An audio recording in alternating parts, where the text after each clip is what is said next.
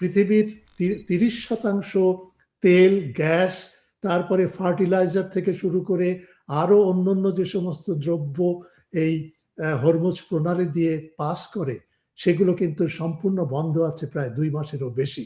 Gaza, Lebanon নিয়েও সেখানেও Israel গতকালও আক্রমণ করে 90 জনকে মেরে ফেলেছে, অথচ তারা বলছে যে এখানে যুদ্ধবিরতি তারা পালন করছে, অথচ এই ধ্বংসযজ্ঞ সেখানে চলছে। ইরানে আক্রমণ শুরু করার পেছনে এই রবার্ট কিগানের মতো মানুষজনই কিন্তু আছে। রবার্ট কিগানের আর একটা পরিচয় হচ্ছে তিনি ইসরায়েলের একেবারে অন্ধ সমর্থক। রাশিয়া কিন্তু থ্রেট করেছিল যে এই ইউক্রেন যেভাবে হামলা করছে পূর্ব ইউক্রেনে, সেই হামলা বন্ধ না করলে একটা যুদ্ধ পরিস্থিতির সৃষ্টি হবে। জার্মানি, পোল্যান্ড এবং ফ্রান্সকে নিয়ে, এই 3টা দেশকে নিয়ে একটা আতাতের একটা চেষ্টা হচ্ছে, এবং সেখানে অবশ্যই ইউক্রেনকেও অন্তর্ভুক্ত করা হবে।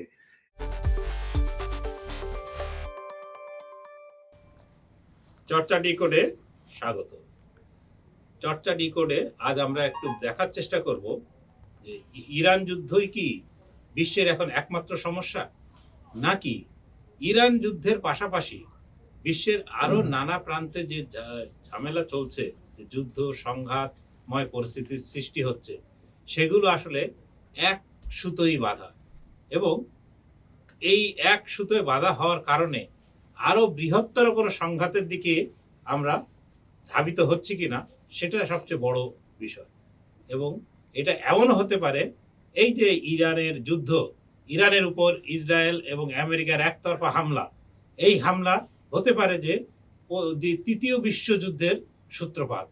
আমরা যদি একটু পেছনে ফিরে তাকাই, তাহলে দেখব যে প্রথম বিশ্বযুদ্ধ বা 2য় বিশ্বযুদ্ধ সময়েও কিন্তু নানা ধরনের বিভিন্ন স্থানে দুটো দেশের মধ্যে লড়াই নয়, কিন্তু শুধু বিভিন্ন দেশের একটা টানা পড়েন, এবং একটা আরেক দেশের সঙ্গে যুক্ত হচ্ছে, ওই দেশ আরেক দেশের সঙ্গে যুক্ত হচ্ছে, এইরকম নানা কিছু খেলা কিন্তু চলেছিল, এবং শেষ পেশটা রূপ নেয় হচ্ছে বিশ্বযুদ্ধে।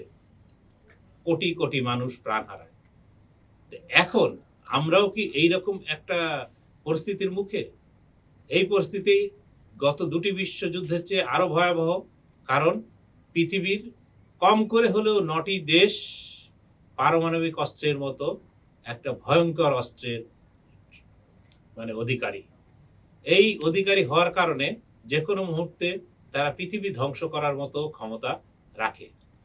এ নিয়ে আমরা কথা বলবো। আমাদের সঙ্গে যুক্ত হয়েছেন সিডনি থেকে ওয়েস্টার্ন সিডনি ইউনিভার্সিটির অধ্যাপক বদরুল আলম খান।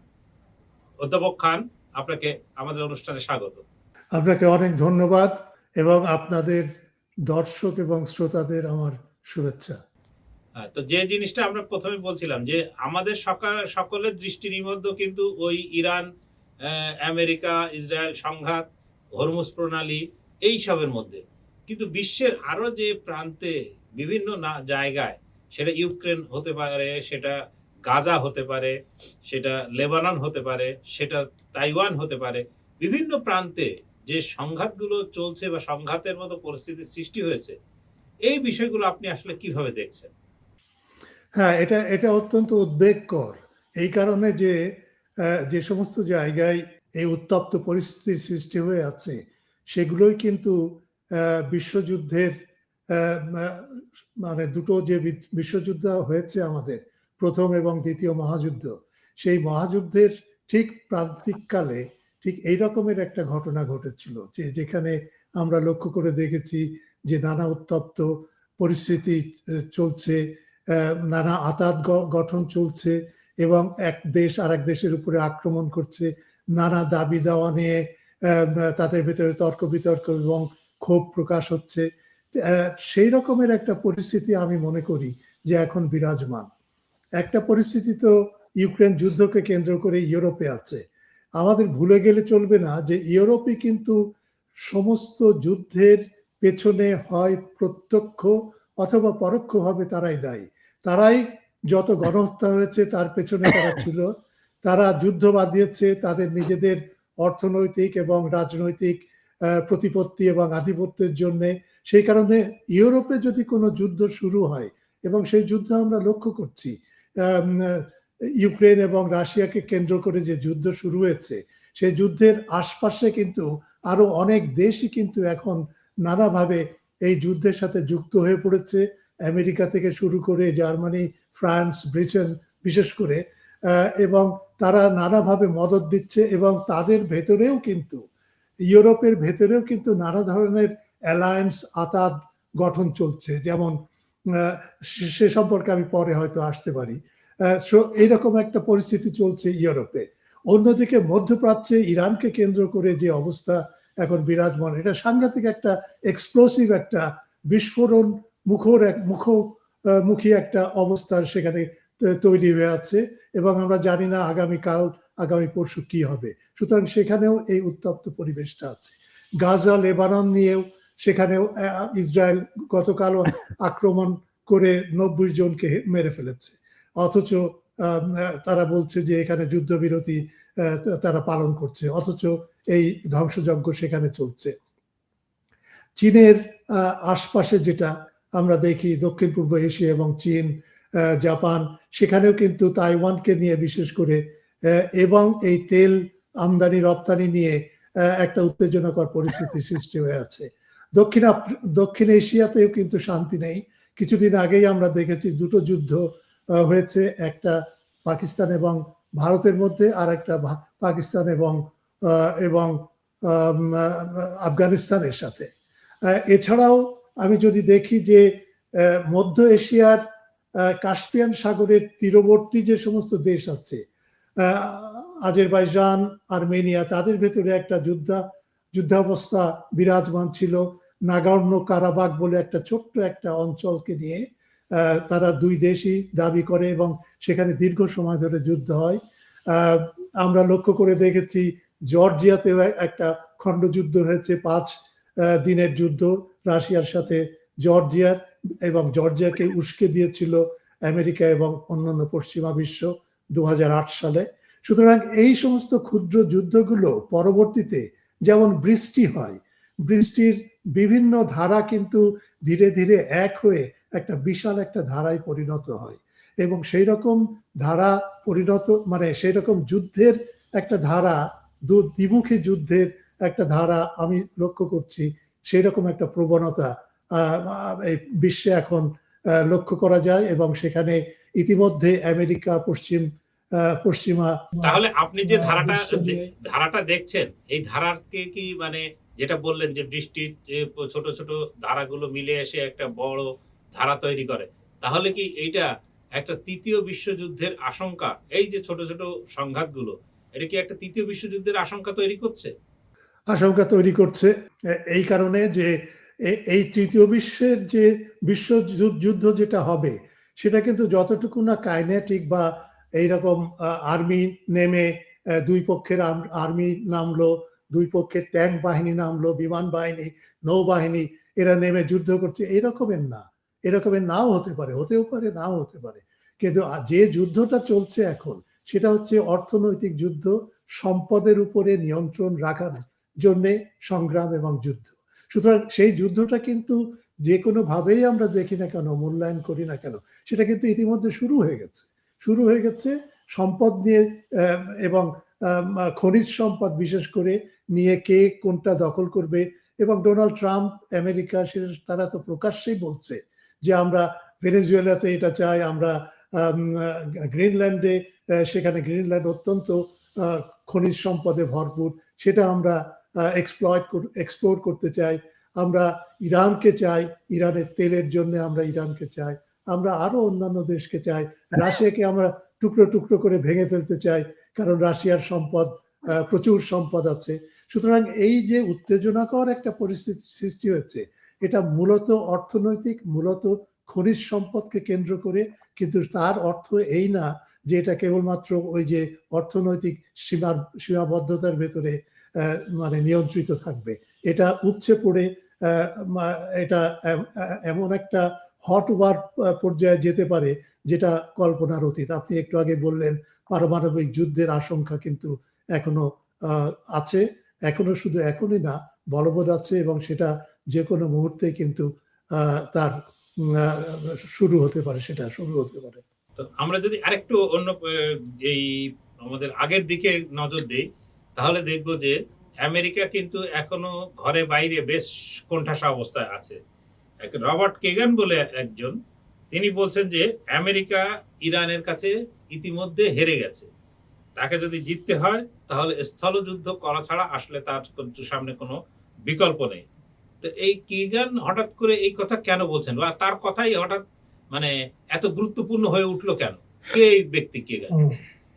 আমরা তো ধরেন আমরা যদি খ্রিস্ট ধর্মের অনুসারীদের সবচেয়ে যিনি প্রধান, তাকে তো আমরা পোপকে জানি, তাই না? পোপই হচ্ছে খ্রিস্ট ধর্মের প্রধান ব্যক্তিত্ব। তিনি ভাটিকানে থাকেন এবং তিনি তার নির্দেশ মতো খ্রিস্ট ধর্মের অনুসারীরা তার কথা শোনে, তাকে ফলো করে, তাকে অনুসরণ করে।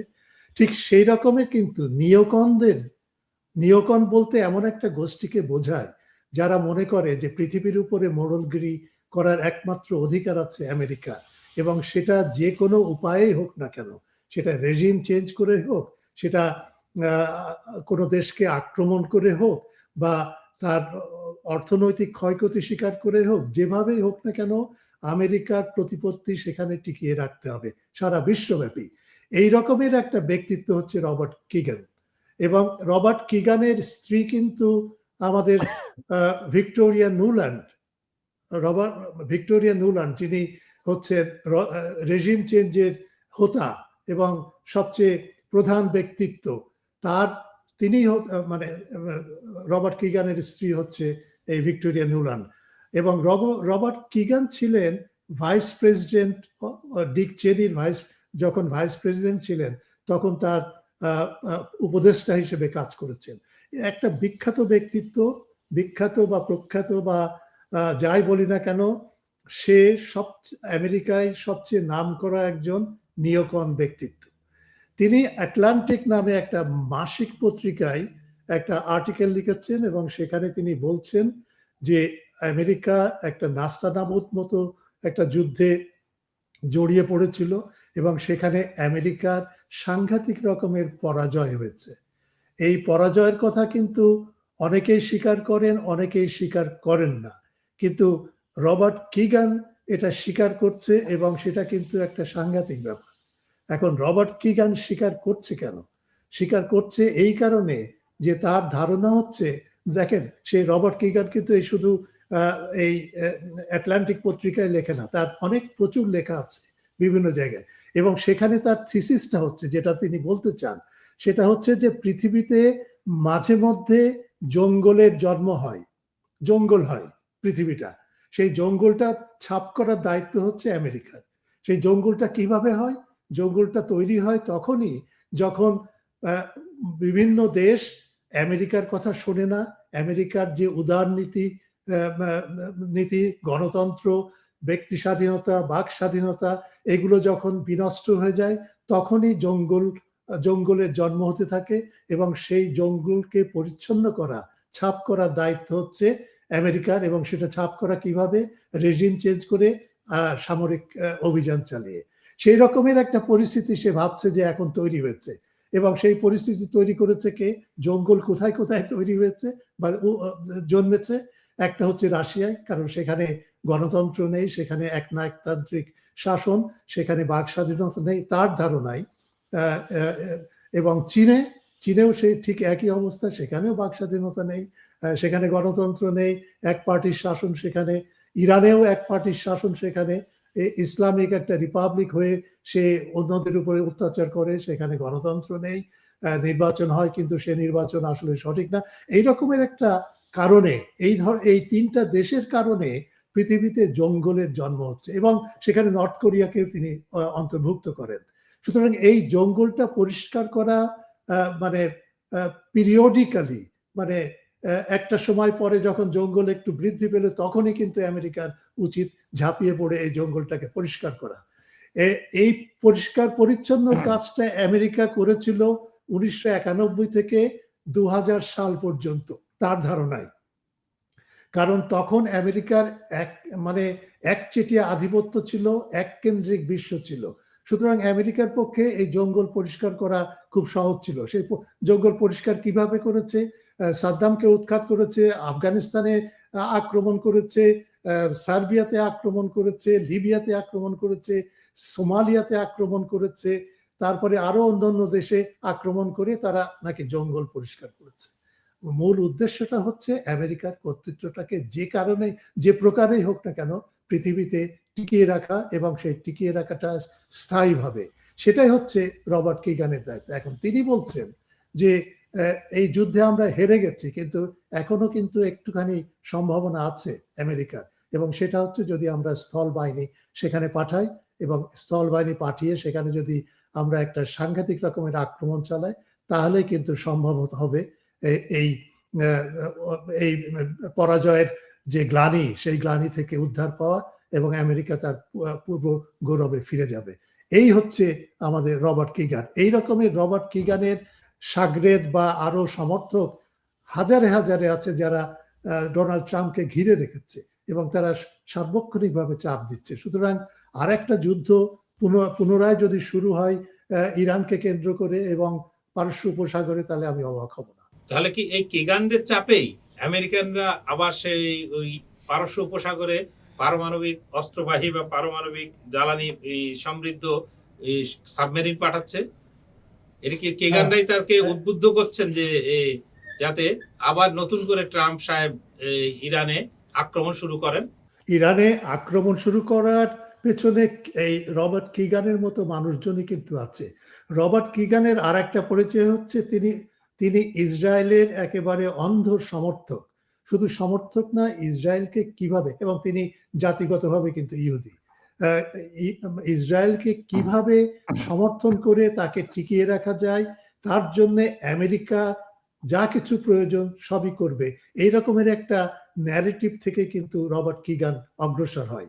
সুতরাং এই কিগানদের মতো লোকদের চাপেই কিন্তু ডোনাল্ড ট্রাম্প অনেকখানি মানে যুদ্ধের দিকে যেতে চাচ্ছেন, এবং হয়তো যুদ্ধ বাধাতে পারেন। এখন আপনি যেটা বললেন যে নিউক্লিয়ার সাবমেরিন, এই নিউক্লিয়ার সাবমেরিন একটা পাঠিয়েছে, এটা হচ্ছে ইউএসএস আলাস্কা যেটাকে বলে, তার নাম। এই ইউএসএস আলাস্কা এখন পর্যন্ত ওই জিব্রাল্টার প্রণালী পাস করছে, তার মানে স্পেন এবং মরক্কোর ভেতর দিয়ে সে ভূমধ্য সাগরে প্রবেশ করছে, এবং সেখান থেকে সে লোহিত সাগর দিয়ে সুয়েজ খাল পার করে সে পারস্য উপসাগরে ঢুকবে, এই রকমের একটা খবর পাওয়া গেছে। তো কেন এখন এই মুহূর্তে যেখানে যুদ্ধবিরতি আছে, যেখানে একটা অচলায়তন সৃষ্টি হয়ে আছে, সেখানে এখন কেন এই ইউএসএস আলাস্কা পাঠানোর প্রয়োজন হলো? এটা তো একটা দিক। তাহলে কি আমেরিকা এই মানে নিউক্লিয়ার বোমা বর্ষণ করতে চায় ইরানের উপরে? হ্যাঁ, সে সম্ভাবনা আছে। তাছাড়া অন্য দিক থেকেও যদি আমরা দেখি, আমেরিকা কিন্তু সাংঘাতিকভাবে তার মানে নৌবাহিনী এবং বিমান বাহিনীর যে সমস্ত রসদের প্রয়োজন একটা পুনরায় যুদ্ধ শুরু করার, সেগুলো কিন্তু ইতিমধ্যে কিন্তু সেখানে মজুত করেছে, এবং টার্গেট তারা সেট করে আছে, এবং কেবলমাত্র ডোনাল্ড ট্রাম্প যদি অর্ডার দেন, তাহলে পুনরায় আবার যুদ্ধ শুরু হবে, এবং যুদ্ধ সেটা একটা ইরানের জন্য একটা বিধ্বংসী যুদ্ধ হবে। শুধু ইরানের জন্যই বলি কেন, পারস্য উপসাগরও ধ্বংস হবে। এবং আপনি লক্ষ্য করে দেখেন, পারস্য উপসাগরের দেশগুলো কিন্তু তাদের কোনো খাবার পানি নেই। খাবার পানিটা তারা এই ডিস্যালিনেট করে তারা করে, অর্থাৎ সমুদ্রের পানিকে লবণ মুক্ত করে তারা, এবং তাদের এই সমস্ত প্ল্যান্ট আছে, এবং এই ডিস্যালিনেশনের উপরে প্রায় প্রত্যেকটা দেশ 70 থেকে 90 যে মাত্রায় হোক না কেন তারা নির্ভরশীল। সুতরাং ইরান যদি, এবং ইরান প্রমাণ করেছে যে তারা তাদের টার্গেটটাকে তারা আঘাত করতে পারে, জানে কিভাবে আঘাত করতে হয়, এবং ইরান যদি এই ডিস্যালিনেশন প্ল্যান্টগুলোকে যদি ধ্বংস করে দেয়, তাহলে সেটা, এবং গরমকাল এই অলরেডি মানে গ্রীষ্মকাল শুরু হয়েছে সেখানে, এবং সেখানে তাপমাত্রা প্রায় 50 ডিগ্রিতে পৌঁছায়। সুতরাং একটা বিধ্বংসী যুদ্ধ যদি আবার শুরু হয়, এবং এই যে অবকাঠামোটা যদি নষ্ট হয়ে যায়, তাহলে এই দেশগুলো, এবং ইসরায়েল সহ, ইসরায়েলেরও কিন্তু একই অবস্থান, 90% তার পানি ওই ডিস্যালিনেট করে সমুদ্রের পানিকে লবণমুক্ত করেই তাকে চলতে হয়। সুতরাং এইরকম একটা পরিস্থিতি, একটা ক্যাটাস্ট্রফি, একটা সাংঘাতিক একটা পরিস্থিতির ভেতরে ওই অঞ্চলটা পড়বে এবং সেই অঞ্চলের প্রভাবটা পড়বে কিন্তু অন্য জায়গায়ও। কিন্তু আপনি লক্ষ্য করে দেখেন, অন্য যত যুদ্ধ হয়েছে, সে গাজাতে হোক, সেটা লেবাননে হোক, বা সেটা সিরিয়াতে হোক, বা সেটা সোমালিয়াতে হোক, আফগানিস্তানে হোক, পৃথিবীর অর্থনীতি এইভাবে কখনো জিম্মি থাকেনি। অর্থনীতিটা, এই পৃথিবীর 30% তেল, গ্যাস, তারপরে ফার্টিলাইজার থেকে শুরু করে আরো অন্যান্য যে সমস্ত দ্রব্য এই হরমুজ প্রণালী দিয়ে পাস করে, সেগুলো কিন্তু সম্পূর্ণ বন্ধ আছে প্রায় 2 মাসেরও বেশি। সুতরাং এই রকমের একটা ক্যাটাস্ট্রফি, অর্থনৈতিক ক্যাটাস্ট্রফি, এবং যার প্রভাব কিন্তু এখনো পড়েনি। এখনো কিন্তু আমরা অত্যন্ত আনন্দে আছি, কিন্তু যখন ওই যে ফিক্সড পেট্রোলিয়াম প্রাইসের দামটা যখন আরো শুট আপ করবে, আরো বৃদ্ধি পাবে, তখন লক্ষ্য করা যাবে যে আসলে এই যুদ্ধের প্রতিক্রিয়া কিরকম, এবং তার জন্য আমাদের অপেক্ষা করতে হবে। এবং ডোনাল্ড ট্রাম্প সে বিষয়ে কতটুকু জানি না, কিন্তু এই যুদ্ধ একটা ভয়াবহ পরিস্থিতির ভেতরে পৃথিবীকে নিয়ে যাবে। তো এই যুদ্ধ তো ভয়াবহ পরিস্থিতির দিকে নিয়ে যাবে। ইতিমধ্যেই আমরা যারা তৃতীয় বিশ্বের দেশের মানুষ, তারা অনেকটাই টের পাচ্ছে যে কি অবস্থার মধ্যে দিয়ে আমাদেরকে যেতে হচ্ছে, আর ভবিষ্যতে কি অবস্থার মধ্যে দিয়ে যেতে হবে এটা ভাবলেই সবাই কম বেশি শঙ্কা বোধ করছে। এরই মধ্যে আপনার আমেরিকান প্রেসিডেন্ট ডোনাল্ড ট্রাম্প, তিনি আবার চীন সফরে যাচ্ছেন। তিনি যদি চীন সফরে যান, তাহলে চীন সফরে গিয়ে তিনি আসলে কি বলবেন, চীনের সঙ্গে তিনি কি মোকাবেলা করবেন, চীনই বা তাকে, শি জিনপিং তাকে কি মানে ভালো কিছু কি উপহার দিতে পারেন বলে আপনি মনে করছেন? আচ্ছা, এটা একটা অত্যন্ত গুরুত্বপূর্ণ প্রশ্ন। এই কারণে যে চীন হচ্ছে পরাশক্তি, আমেরিকাও হচ্ছে একটা পরাশক্তি। সুতরাং দুই পরাশক্তির ভেতরে আলাপ আলোচনাটা কিভাবে যায়, সেটা কিন্তু পৃথিবীর উপরে, পৃথিবীর রাজনৈতিক এবং অর্থনৈতিক এবং সামাজিক দিক থেকে কিন্তু অত্যন্ত গুরুত্বপূর্ণ একটা সফর। এই সফরটা হওয়ার কথা ছিল কিন্তু বেশ অনেক আগে, কিন্তু এর ভেতরে ইরান যুদ্ধ চলে আসে। সুতরাং এই ইরান যুদ্ধের কারণে ডোনাল্ড ট্রাম্প আগে যে অবস্থায় ছিলেন, সেটা কিন্তু তার অত্যন্ত শক্তিশালী অবস্থা ছিল। কিন্তু এই যে পরাজয়ের প্রেক্ষাপটে ইরানে আমেরিকার পরাজয় হচ্ছে, ডোনাল্ড ট্রাম্প হেরে গেছেন, এইরকম একটা কলঙ্ক নিয়ে, কলঙ্ক আমি ব্র্যাকেটে বলি, এইরকম একটা মানে প্রেক্ষাপটে তিনি সেখানে যাচ্ছেন। তার মানে এটা মানে যদি সবচেয়ে মানে আমরা যদি মূল্যায়ন করি এটাকে, তাহলে দুই পক্ষই কিন্তু সমানে সমান। আর যদি ইরান যুদ্ধের আগে যেতেন ট্রাম্প, তাহলে আমেরিকার প্রতিপত্তিটা সেখানে এবং তার শক্ত অবস্থানটা কিন্তু সেখানে আরো বেশি প্রতীয়মান হতো। কিন্তু এখন ডোনাল্ড ট্রাম্প যাচ্ছেন অনেক দুর্বল হয়ে।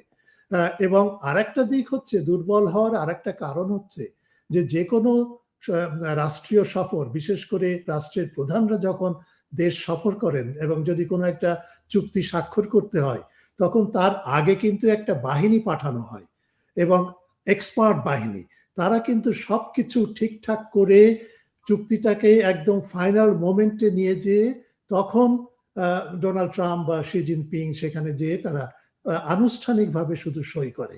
কিন্তু আগের যে সমস্ত গ্রাউন্ড মানে কাজগুলো, পেছনে যে কাজগুলো করতে হয়, টেকনিক্যাল যে সমস্ত কাজগুলো, যদি কোনো চুক্তির কথা আমরা ভেবে থাকি, তাহলে সেটা কিন্তু অনেক আগেই, এবং সেটা কিন্তু হয়নি। এই সফরের ক্ষেত্রে সেটা হয়নি। এবং এটা কিন্তু ডোনাল্ড ট্রাম্পের একটা প্যাটার্নটা হচ্ছে এই যে সে তাৎক্ষণিকভাবে একটা কিছু এজেন্ডা তুলে সেখানে আলাপ করতে চায়, যেটা আমরা লক্ষ্য করে দেখেছি ইসলামাবাদে এই ইরান এবং আমেরিকার যুদ্ধের ক্ষেত্রে। সেখানে কোনো প্রিপারেশন নাই, কোনো এক্সপার্ট সেখানে নেই, সেখানে মানে ডিপ্লোম্যাটরা, যারা ঝানু ডিপ্লোম্যাট, তাদের কোনো ভূমিকা নেই। সেই রকমের একটা পরিস্থিতি এখানেও হতে যাচ্ছে বলে আমি মনে করি। সুতরাং সেই পরিস্থিতিতে কি হতে পারে, ডোনাল্ড ট্রাম্পের বেশ কয়েকটা উদ্দেশ্য আছে। সে একটা উদ্দেশ্য হচ্ছে এই ইরান যুদ্ধে পরাজয়ের কারণে সে সেখানে যে একটা রিসেপশন পাবে, এবং সেখানে চীনা সামরিক বাহিনী তাকে গার্ড অফ অনার দিবে, তাকে নানা অনুষ্ঠানে নেবে, সেখানে ঢাকঢোল পেটানো হবে, এটাই সে চায়। এবং এটা দিয়েই সে কিন্তু বলবে যে হ্যাঁ, আমি চীন জয় করে এসেছি বা আমাকে এইভাবে সম্মান করেছে ইত্যাদি ইত্যাদি ইত্যাদি। এবং এখন কিন্তু আমেরিকার নানা গাড়িতে ডোনাল্ড ট্রাম্পের সাপোর্টারদের গাড়িতে এখন দেখা যাচ্ছে যে বিভিন্ন প্যাম্পলেট এবং বিভিন্ন পোস্টার, এবং সেখানে বলা হচ্ছে যে ডোনাল্ড ট্রাম্পের মতো প্রেসিডেন্ট পৃথিবীতে নেই এবং আমেরিকা কখনো এই ধরনের প্রেসিডেন্ট পায়নি। এরকম একটা সাংঘাতিক একটা ক্যাম্পেইন চলছে। সুতরাং এখানে যে কি আলোচনা হতে পারে, আলোচনা ইতিমধ্যে কিন্তু চীনের যে এমবেসি ইন আমেরিকা, ওয়াশিংটনে যে দূতাবাস, সেই দূতাবাস কিন্তু 4টে শর্ত দিয়েছে যে এটা হচ্ছে চীনের রেড লাইন। এই শর্ত এই বিষয়ে কোনো কথা বলা যাবে না। একটা হচ্ছে তাইওয়ান, এক। দ্বিতীয় হচ্ছে আমেরিকা তো এই গণতন্ত্র এবং হিউম্যান রাইটস নিয়ে তো অত্যন্ত খুব কথা বলে, এবং তারা মনে এমনই ভাবে কথা বলে যে তারাই হচ্ছে এর ধারক এবং এর রক্ষা কবচ। তো সেই ব্যাপারে কোনো আলোচনা হবে না, মানে ডেমোক্রেসি এবং হিউম্যান রাইটস দিয়ে। তৃতীয় হচ্ছে যে চীনের যে ডেভেলপমেন্ট পথ, যেভাবে তারা ডেভেলপমেন্ট করছে এবং তাদের যে পলিটিক্যাল সিস্টেমটা তারা স্থাপন করেছে, সেই ব্যাপারে কোনো কথা বলা যাবে না। এবং চতুর্থত হচ্ছে চীনের যে আর্টিফিশিয়াল ইন্টেলিজেন্স থেকে শুরু করে তার বিজ্ঞান এবং প্রযুক্তির ক্ষেত্রে যে ডেভেলপমেন্ট সে চলছে, সেখানে আমেরিকা কোনো হস্তক্ষেপ করতে পারবে না। এই 4টে বড় দাগে রেড লাইন এঁকে দিয়েছে চীন, এবং সেটা আমেরিকায় চীনের দূতাবাস থেকে। সুতরাং এই ব্যাপারে যদি আলোচনা না হয় তাহলে কি আলোচনা থাকতে পারে? আচ্ছা, থাকতে পারে দুটো কি তিনটে বিষয়। একটা হচ্ছে যে একটা ট্রেড ডিল। আমরা আগেই জানি যে চীন কিন্তু আগে কিন্তু সয়াবিন কিন্তু আমেরিকা থেকে প্রচুর পরিমাণে সয়াবিন, এবং আমেরিকার প্রায় 20% সয়াবিন প্রোডাকশনে সেটা চীনে যেত। এরপরে যখন ওই ট্যারিফ নিয়ে সমস্ত গন্ডগোল হচ্ছে, তখন চীন আমেরিকার থেকে এই সয়াবিন না কিনে তারা ব্রাজিল থেকে কেনা শুরু করলো, এবং এই সয়াবিন উৎপাদনের সাথে যে সমস্ত কৃষক, আমেরিকার কৃষক যুক্ত ছিল, তারা কিন্তু সাংঘাতিকভাবে ক্ষুব্ধ। সুতরাং সয়াবিন নিয়ে একটা ট্রেড ডিল হতে পারে একটা। দ্বিতীয় হচ্ছে আমেরিকা চাইবে যে তার বিমান বিক্রি করা, বোয়িং এবং আরো অন্যান্য যে সমস্ত বিমান আছে, সেই বিমান বিক্রির একটা প্রচেষ্টা নিতে পারে। কিন্তু চীন কিন্তু এটাও জানে যে চীন যদি আমেরিকার এই এভিয়েশন সেক্টরের উপরে যদি নির্ভরশীল হয়ে পড়ে, তাহলে আমেরিকা কিন্তু যে কোনো মুহূর্তে ট্যারিফ করতে পারে, নানা নিষেধাজ্ঞা আরোপ করতে পারে। সুতরাং চীন কিন্তু অত্যন্ত সতর্ক হবে যেন এই ব্যাপারে এমন কোনো ট্রিটি বা চুক্তি সই না করা যেটা তাকে সম্পূর্ণভাবে আমেরিকার উপরে নির্ভরশীল করে তোলে। এটা হচ্ছে এক। 2, 3 নম্বর হচ্ছে যে আইটি সেকশনে আর্টিফিশিয়াল ইন্টেলিজেন্স, যেটা সেই আর্টিফিশিয়াল ইন্টেলিজেন্সে কিন্তু এখন চীন প্রায় আমেরিকার সমকক্ষ। সুতরাং চীনকে দুর্বল করাই তো আমেরিকার উদ্দেশ্য, বিশেষ করে এই প্রযুক্তির ক্ষেত্রে, আর্টিফিশিয়াল ইন্টেলিজেন্সের ক্ষেত্রে, আরো অন্যান্য যে সমস্ত বিজ্ঞান এবং প্রযুক্তির ক্ষেত্রে তাকে আমেরিকার উপরে নির্ভরশীল করার জন্য, সিলিকন ভ্যালির উপরে নির্ভরশীল করার জন্য আমেরিকার সব প্রচেষ্টা দিবে। সুতরাং আর্টিফিশিয়াল ইন্টেলিজেন্স সম্পর্কে একটা আলাপ হতে পারে। তাইওয়ান বিষয়ে আমেরিকা আলাপ তুলবে, কিন্তু চীন কতটুকু অগ্রসর হবে সেটা নিয়ে আমরা জানি না। তাইওয়ান নিয়ে একটা এই ক্রাইসিসটা যে কেন আমেরিকা এখনো টিকিয়ে রেখেছে আমি বুঝতে পারি না। এই কারণে যে তাইওয়ানকে তারা একদিকে বলছে যে এটা চীনের মূল চীনা ভূখণ্ডের অংশ, আবার অন্যদিক থেকে তাইওয়ানকে সবচেয়ে উন্নত এবং সবচেয়ে উন্নত সমরাস্ত্র দিয়ে তাইওয়ানকে এমনভাবে প্রস্তুত করছে যেন পরবর্তীতে তাইওয়ানকে ব্যবহার করে চীনের বিরুদ্ধে আক্রমণ করা যায়। সুতরাং এইরকম একটা পরিস্থিতির ভেতরে আমি লক্ষ্য করছি যে এই ডোনাল্ড ট্রাম্পের এই ভিজিটটা, এটা এমন আহামরি কিছু ভিজিট হবে না, খুব ঢাকঢোল পেটানো হবে এবং সেটা নিয়ে ডোনাল্ড ট্রাম্প বড়াই করবেন, কিন্তু আসলে তার সারসত্তা কতটুকু সে ব্যাপারে আমার সন্দেহ আছে। তো আমরা যদি আবারও একেবারে প্রথম দিকে যে আলোচনায় ছিলাম যে তৃতীয় বিশ্বযুদ্ধের আশঙ্কার জন্য সারা বিশ্ব জুড়ে যে নানা ধরনের পথ তৈরি হয়েছে, আমি সর্বশেষ আপনার কাছে একটু জানতে চাই যে আপনি যদি ইউরোপের সঙ্গে রাশিয়ার যে সম্পর্ক, যে টানাপোড়েন, এটা কোথায় যাচ্ছে বা কি কি কোন লেভেলে যাচ্ছে যেখান থেকে একটা বড় বিস্ফোরণ উন্মুখ পরিস্থিতি তৈরি হতে পারে, যে বিস্ফোরণের থেকে একটা সারা বিশ্বব্যাপী যুদ্ধের আশঙ্কা ছড়িয়ে পড়তে পারে, কোন পরিস্থিতিতে আছে এবং কোন দিকে যেতে পারে? এটা আমি মনে করি অত্যন্ত ভয়াবহ একটা পরিস্থিতি হয়ে আছে। আমরা জানি যে 9ই মে রাশিয়া কিন্তু ফ্যাসিবাদের উপরে তার বিজয় সেটা পালন করে, দ্বিতীয় মহাযুদ্ধে তার বিজয়টা পালন করে, এবং এই বছর তারা পালন করেছে 81তম বিজয় প্রতিষ্ঠা বিজয় বার্ষিকী। এই বিজয় বার্ষিকীর আগে ইউক্রেন কিন্তু রাশিয়াকে হুমকি দিয়েছিল যে তারা রেড স্কোয়ারে যে প্যারেড হয় সেটা আক্রমণ করবে, এবং এই আক্রমণের আশঙ্কা কিন্তু সাংঘাতিকভাবে বৃদ্ধি পায় এই কারণে যে ইউক্রেন এখন রাশিয়ার বিরুদ্ধে যে সমস্ত আক্রমণ করছে সেটা কিন্তু ডাইরেক্টলি সোজা ইউক্রেন থেকে এই ড্রোনগুলো রাশিয়াতে যে আক্রমণ করছে না, এগুলো ওই ইউক্রেন থেকে লাতভিয়া, লিথুয়ানিয়া, এস্তোনিয়া নামের বাল্টিক দেশগুলোর উপর দিয়ে ডাইভার্ট করে এমনভাবে করছে যে যেন রাশিয়ার এই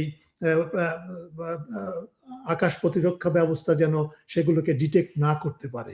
সুতরাং এরকম একটা সম্ভাবনা ছিল, যদি আক্রমণ করে তাহলে এমনও হতে পারে যে হ্যাঁ সেখানে রেড স্কোয়ারে একটা আক্রমণ সফল হতেও পারে।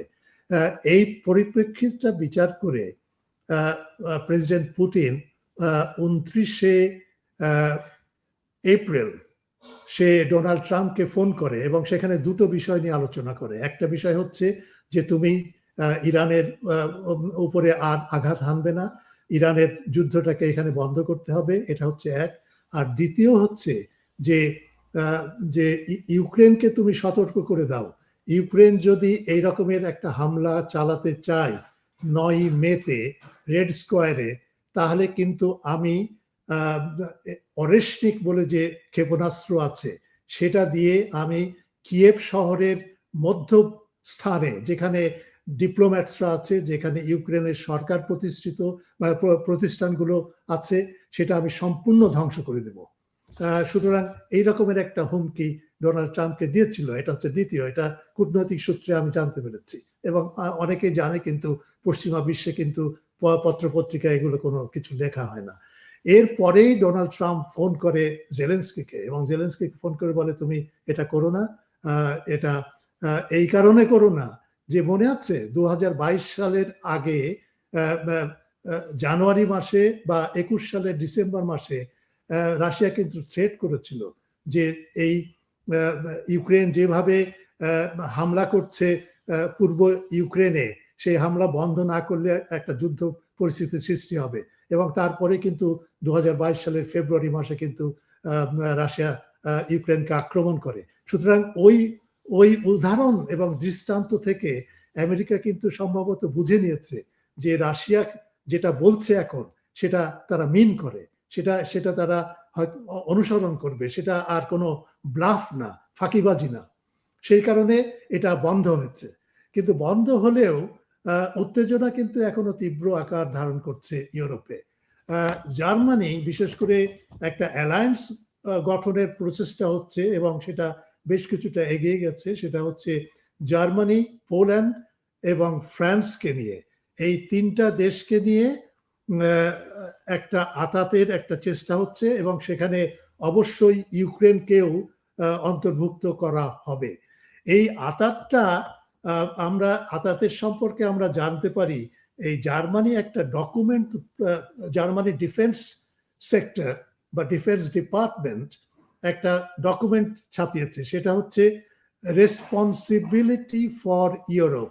তার মানে ইউরোপের জন্য জার্মানির কি দায় দায়িত্ব আছে, এবং সেখানে তারা বলছে যে রাশিয়া হচ্ছে সবচেয়ে বড় থ্রেট ইউরোপের, হুমকি, এবং তাকে যেভাবে হোক না কেন তাকে নিয়ন্ত্রণ করতে হবে। এবং এটা হচ্ছে কোনো পার্শ্ববর্তী যুদ্ধে জড়ানো না, এটা হচ্ছে ওয়ার অফ নেসেসিটি। তার মানে এটা জার্মানির জন্য একটা প্রয়োজনীয় যুদ্ধ, এটা কোনো ওই প্রক্সি যুদ্ধ টাইপের না, এটা একটা প্রয়োজনীয় যুদ্ধ। তার মানে সমস্ত যুদ্ধের ভারটা জার্মানি নিতে হবে এবং জার্মানি সম্ভবত হামলা চালাবে, এই রকমের একটা অবস্থা। এবং এইখানে তারা যেটা করছে যে তাদের যে প্যাসিফিজমের একটা নীতি ছিল যে আমরা যুদ্ধ করব না, বিশেষ করে দ্বিতীয় মহাযুদ্ধের পর থেকে দীর্ঘ সময় ধরে, এই প্রায় ৮০ বছর, তাদের ভেতরে একটা ইয়ে ছিল যে না আমরা যুদ্ধে যাব না, জার্মানি শান্তিপূর্ণ দেশ। এবং এই রকমের একটা শান্তিপূর্ণ একটা দেশের ভাবমূর্তি কিন্তু জার্মানি তৈরি করেছিল, বিশেষ করে তাদের আগের লিডার, এই যেমন গেহার্ড শ্রোয়েডার, তারপরে অ্যাঙ্গেলা মার্কেল, তারপরে আরো অন্যান্যরা যারা ছিলেন। কিন্তু এখন কিন্তু জার্মানি তার সম্পূর্ণ নীতিটাকে ভণ্ডুল করে দিয়ে বা বাইপাস করে বা তাকে প্রত্যাখ্যান করে সে এখন এমন একটা নীতিতে আকৃষ্ট হচ্ছে যে নীতিটা হচ্ছে যুদ্ধবাজের নীতি। এবং এখানে লক্ষ্য করার বিষয় যে ঠিক রাশিয়াকে উস্কানি দেওয়ার জন্য ইতিমধ্যে তো উস্কানি দিয়েছেই এই ইউক্রেনের মাধ্যমে, কিন্তু আরেকটা উস্কানি এখন তারা দিচ্ছে বাল্টিক দেশগুলোকে কেন্দ্র করে। এই বাল্টিক দেশে বিশেষ করে লিথুয়ানিয়াতে তারা জার্মানি একটা জার্মান ব্রিগেড 45 নামে একটা ব্রিগেডকে তারা সেখানে মোতায়েন করবে এবং মোতায়েন রাখবে। কারণ আমেরিকা কিন্তু চাচ্ছে যে এই লিথুয়ানিয়া, লাটভিয়া, এস্তোনিয়া থেকে তাদের যে ক্ষুদ্র বাহিনী আছে সেগুলোকে সরিয়ে নিতে। সুতরাং জার্মানি সেই ভ্যাকুয়ামটা, শূন্যস্থানটাকে পূরণ করবে। আর একটা হচ্ছে যে জার্মানি এখন তাদের নাগরিকদেরকে, বিশেষ করে 18 থেকে 26 বছর বা 30 বছর এই যে বয়সের যে কোহর্ট, এদেরকে বলছে যে তোমাদেরকে কম্পালসারি মিলিটারি ট্রেনিং দিতে হবে। এবং তার জন্য প্রচার চলছে, অনেকে এর বিরুদ্ধে বিক্ষোভ প্রদর্শন করছে, কিন্তু এই রকমের একটা ক্যাম্পেইন চলছে জার্মানিতে। সুতরাং আমি যদি সব মিলিয়ে দেখি, এবং ফ্রান্সও কিন্তু শুরু করেছে জার্মানির সাথে একটা আতাত করার জন্য। আমি এখানে আরেকটা জিনিস বলে রাখি, 2022 সালে যখন রাশিয়া যখন আক্রমণ করলো ইউক্রেনকে, এবং তারপরে রুশ বাহিনী প্রায় 80,000 সৈন্যের একটা বাহিনী তারা কিয়েভ শহরটাকে ঘিরে ফেললো, তখন তার ঘিরে রাখার পরে ইস্তাম্বুলে এপ্রিল মাসে 2022 সালের এপ্রিল মাসে একটা চুক্তি হয়। সেই চুক্তিতে ইউক্রেন সই করে, রাশিয়া সই করে, এবং সেই চুক্তিতে সই করে তারা বলে যে না আমরা যুদ্ধ, আমরা এখানে মিটমাট করবো এবং আমরা একটা মিটমাটের একটা ব্যবস্থা হয়। তখন ফ্রান্সের প্রেসিডেন্ট ম্যাক্রন রাশিয়াকে ফোন করে, পুতিনকে ফোন করে, এবং পুতিন এটা কিন্তু এই গত 2 দিনের একটা প্রেস কনফারেন্সে সেটা উল্লেখ করেছে। সেটা ফোন করে পুতিনকে বলে যে পুতিন, আপনি যদি এই যুদ্ধটাকে বন্ধ করতে চান এবং ইউক্রেন যেটাতে রাজি হয়েছে তার প্রতি একটা সদিচ্ছা দেখানোর জন্য আপনি কিয়েভ থেকে আপনার সৈন্যবাহিনীটাকে সরিয়ে নেন। এই কথাটা বলার পরে, এই আলাপ হওয়ার পরে ম্যাক্রোর সাথে, পুতিন কিন্তু আরো 2 দিন অপেক্ষা করে তার সেনাবাহিনীটাকে সরিয়ে নিয়ে পিছু হটে, ট্যাঙ্ক থেকে শুরু করে সবকিছু সরিয়ে নেয়। কিন্তু তার পরপরই দেখেন যে বরিস জনসন, যিনি ইংল্যান্ডের প্রধানমন্ত্রী, তিনি তখন কিয়েভে এলেন। কিয়েভে এসে আলাপ করলেন জেলেনস্কির সাথে যে না, তুমি ওই ইস্তাম্বুল চুক্তি মেনো না, ওটা ক্যান্সেল করে দাও, ওটা মানে চূড়ান্তভাবে স্বাক্ষর করবে না, আমরা তোমাকে সব দিক থেকে সাহায্য করব, সেনাবাহিনী থেকে শুরু করে মিলিটারি, তারপরে স্যাটেলাইট, তারপরে অস্ত্র, তারপর বিমান, তারপর ট্যাঙ্ক, যা লাগে না কেন আমরা সব দিব, তুমি যুদ্ধ চালিয়ে যাও, কারণ রাশিয়াকে মানে পরাজিত করতে হবে, তার স্ট্র্যাটেজিক ডিফিট, পরাজয় যেন আমরা নিশ্চিত করতে পারি। এই যেটা হয়েছিল সেটা হচ্ছে যে ম্যাক্রন এবং বরিস জনসন এরা কিন্তু দুইজনে আতাত করে কিন্তু এই ষড়যন্ত্রটা করে যে ম্যাক্রন সৈন্যবাহিনীকে পিছিয়ে নেওয়ার জন্য পুতিনকে অনুরোধ করবে, আর ওইদিকে বরিস জনসন এসে জেলেনস্কিকে বলবে না তুমি যুদ্ধ চালিয়ে যাও। এই যে একটা মানে বিশ্বাসঘাতকতা এবং এই যে কুচক্রিয়া একটা যে চক্রান্ত যেটা ইউরোপ করলো, এর কারণে আজকে ইউরোপের সাথে রাশিয়ার সম্পর্ক শেষ। রাশিয়া ইউরোপের দিকে তাকায় না। এমনকি লক্ষ্য করে দেখেন যে ডোনাল্ড ট্রাম্পকে ফোন করে পুতিন বলছে যে যদি রেড স্কোয়ারে যদি ইউক্রেন হামলা করে তাহলে আমরা কিয়েভ শহরকে উড়িয়ে দিব। এই কথা কিন্তু তারা ইউরোপের কোনো নেতার সাথে শেয়ার করেনি। সুতরাং ইউরোপ আজকে রাশিয়ার আজ থেকে মানে পুতিনের প্রেস কনফারেন্সের সময় থেকে ইউরোপ আজ মানে ইউরোপের সাথে রাশিয়ার সম্পর্ক শেষ। ইউরোপ বলে কোনো একটা মহাদেশ আছে, এটা রাশিয়া এখন স্বীকৃতি দেয় না। সুতরাং এই পরিস্থিতিটা কিন্তু একটা যুদ্ধমুখী একটা পরিস্থিতির দিকে নিয়ে যেতে পারে এবং সেখানে এই যুদ্ধ পরে আরো ছড়িয়ে পড়ে একটা বিশ্বযুদ্ধের দিকে যাওয়ার সম্ভাবনা আমি মানে অত্যন্ত স্বাভাবিক একটা সম্ভাবনা বলে মনে করি। ধন্যবাদ অধ্যাপক বদরুল আলম খান চর্চাকে সময় দেওয়ার জন্য। প্রিয় দর্শক, চর্চা ডিকোডে এখন এ পর্যন্তই। দেখা হবে পরের পর্বে।